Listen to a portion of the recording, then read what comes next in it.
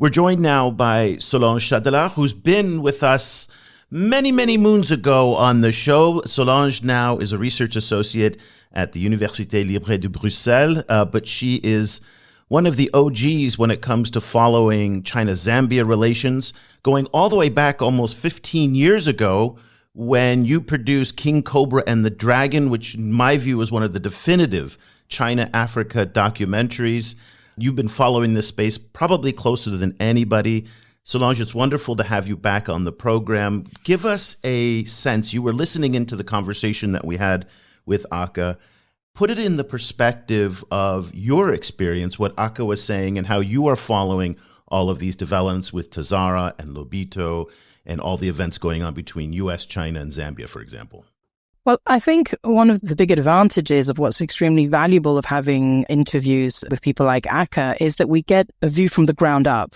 Right now, we're hearing about TAZARA and Lobito very much couched in these kind of ideological terms of these geopolitical terms coming out from Beijing or Washington. And what is missing often in this picture are the local realities. How do these big infrastructure projects, how are they operational really on the ground? What are the everyday challenges that, local managers and national leaders are facing when they try to put these things, make them actually work and make them happen? And so I think what you have with Aka is Aka provides, flesh, provides a human face to that very, very abstract and very grand macro narrative. And I think he puts his fingers on a lot of critical issues linked to, financial sustainability, operational management, maintenance, and of course that, historical competition or, convivial rivalry between the two neighbors, between the two countries who are working on this railway. Again, I think that the sustainability of the TAZARA project or the sustainability of Lobito is dependent on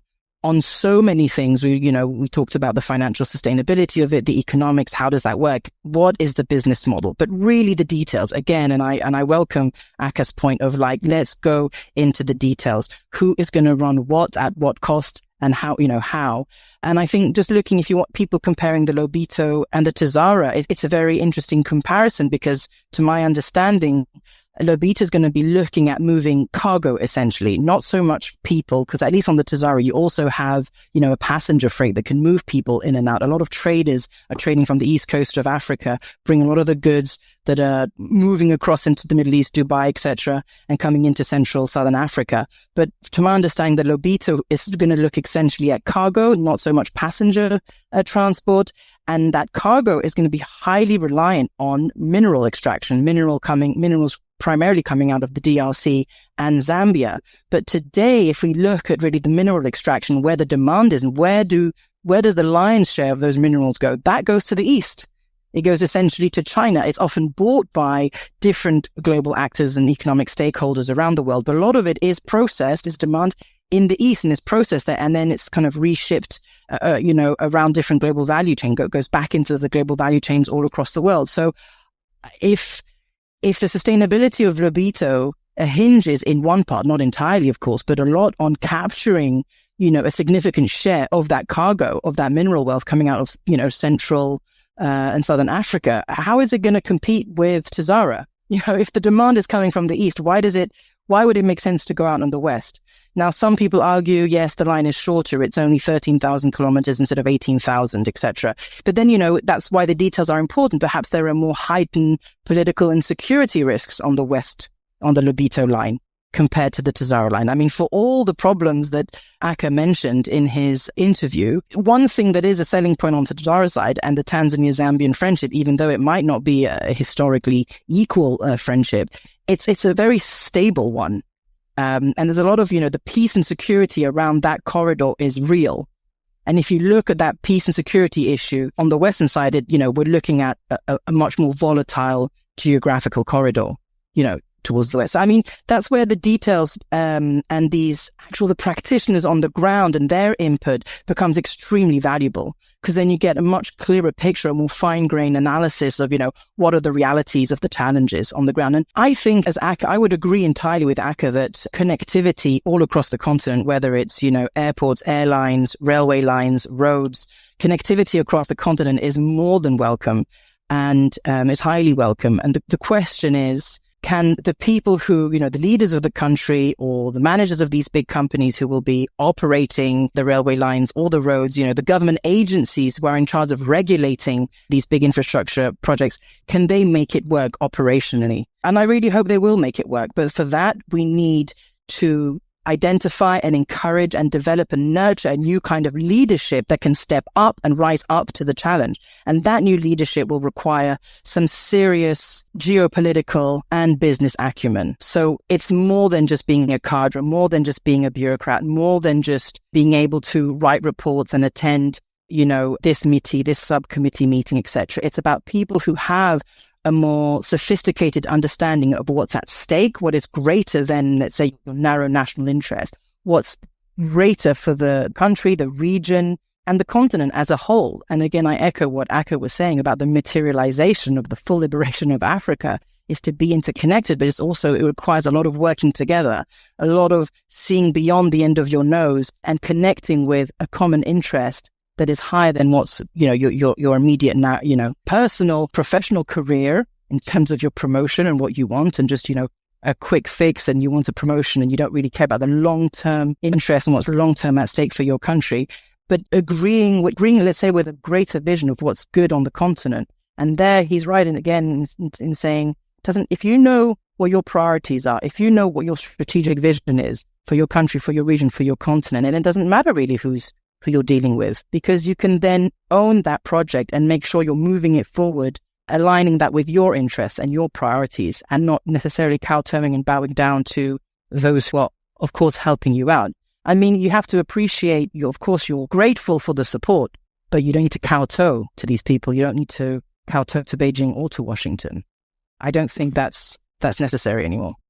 Solange, your comments are music to my ears, and I'm really quite happy to hear them, because I realized I was not crazy for raising those questions for quite some time when I was asking the viability in the context of competition between the TAZARA and Lobito, especially since the both of them actually rely on the cargo transport. It's true that TAZARA has that transport and that human transport component, but yes, China putting money on that TAZARA, it's also heavily relying on the cargo coming from DRC and Zambia, also the mining coming from those regions. Let's not forget that a few years back, they were aiming into taking the Lobito corridor that they lost to Trafigura, to the consortium led by Trafigura. But yeah, the reality is, as you mentioned, those elements of the destination are going to play a major role into the viability of those two corridors at the same time, which is going to determine which one is going to have the bulk of the mining coming out of those regions. But all the other elements that Akka mentioned, and also you highlighted on them, is the fact that we do have the everyday operation and management and reality in the context of a cross-border project like either the Lobito, either the TAZARA, that's really going to determine the success of those projects. The reality is you have a very volatile political environment that can change anytime soon. So not anytime soon, but it's where the project is evolving. So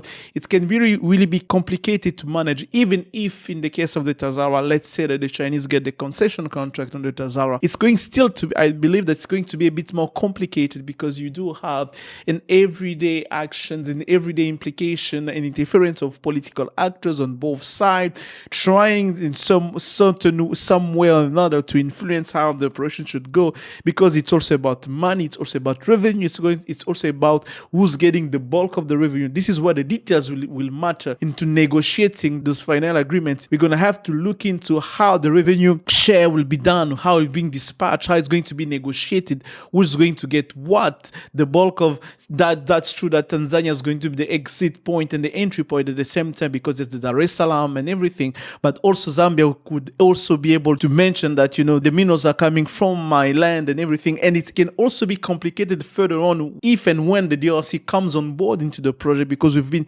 hearing the charters from quite some time where the DRC wanted started to get involved into the TAZARA and now being also pulled into the Lobito corridor project. So if you add the DRC part into all those dynamics, it can also be much more complicated. So when you take all of that, we may find ourselves not in a trilateral cooperation, but in a quadripartite relation where we have different set of actors, different set of reality on the ground, political reality on the ground, and different geopolitical interests that really can really impact the viability and the long-term feasibility of those projects. And I do believe that those are the things we're going to have to look into the future, and hoping that they're going to put a framework that really address those issues. Otherwise, we may find ourselves in a project that's going just to be a failure on the longer run. I agree with all the points you've raised, but, I generally try to land on hope. I'm deeply cynical, but generally I do tend to see the glass half full. And the way, we can try and move beyond, well, not move beyond, but still retain some hope, in whilst recognizing the reality, the very real reality of these challenges, to say there are models of how international rail linkages work around the world. We have it in Europe. I guess, you can say that the Asia is doing that to some extent. China with a lot of the railway lines now that are going through Southeast Asia. You've got it to a lesser extent, I would say, in South America, because they use the roads much more than they rely on roads and on airlines than they do on railways. But there are models there. We can try those, and you can tinker with that and see what works best for you. So, for example, there are lots of different models. For example, splitting the management and the maintenance of the railway line itself, so the signaling that he was mentioning, the workshops, etc., and then the freights on top of it, so cargo, passengers, etc. So, your locomotives, your engines, and your wagons could be run by parastatals or by private actors or by, even mining companies, who then pay a certain amount to use the railways, and that helps finance the maintenance of the railway. And then you can also apply what we call annual checkups, like your car you need to go through an MOT every year to make sure that your lights are working, your wheels are legit, your windows are not going to smash, that you're not going to fall off the rail, etc.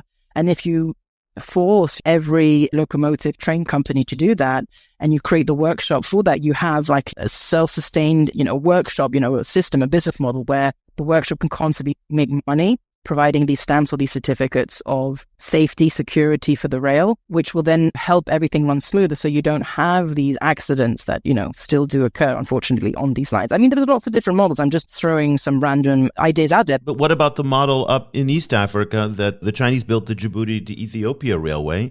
How is that going? Can that serve as a model for Lobito and for TAZARA? I don't know what the details, I don't know the details. I don't know the power sharing. I don't know what the historical context. That's not my region. It's something Sure. I definitely would have to look at. But exactly, they can easily look at one region and say, hey, look, this is how we're trying it out here. They can also do trial period. That's the thing, and in a way you've got to give the Chinese credit where it's due, is to say they've somehow managed to be constantly changing while under control, if that makes some sense.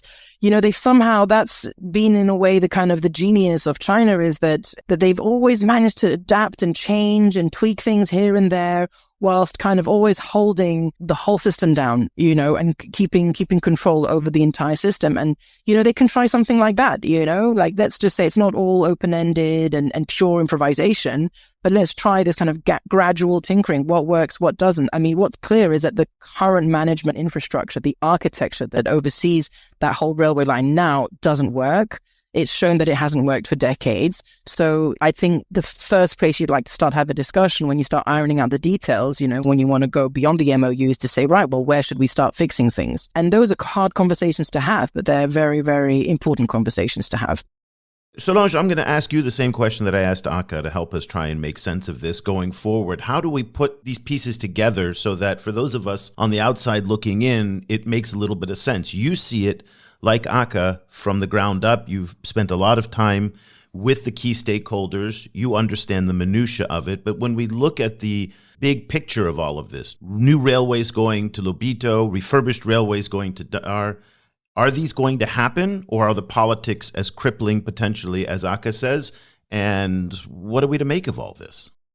I think people looking at it from the outside are seeing it as just another headline, whereas for people in the region, it's been a reality for decades. We're going on to 2 or 3 generations of people who've lived with the TAZARA and who know the ups and the downs and the goods and the bad. So with every FOCAC, you have a new kind of reading, new reading on China-Africa relations. But I do think that the fundamental relationship kind of stays the same. This is the long game. China wants to secure its strategic alliances around the world. It wants to have as many friends, big or small, as it can in this very volatile period of hegemonic transition with the US. And it's going to take, obviously, this volatile period is going to be a lot longer than we think. And it wants to keep people on its side. And the TAZARA is obviously one effort with that goal in mind. I think the ideological underpinnings of the project are still the same, which is to help the country develop economically, to be able to get up from its knees, because it's African continent, it's been on its knees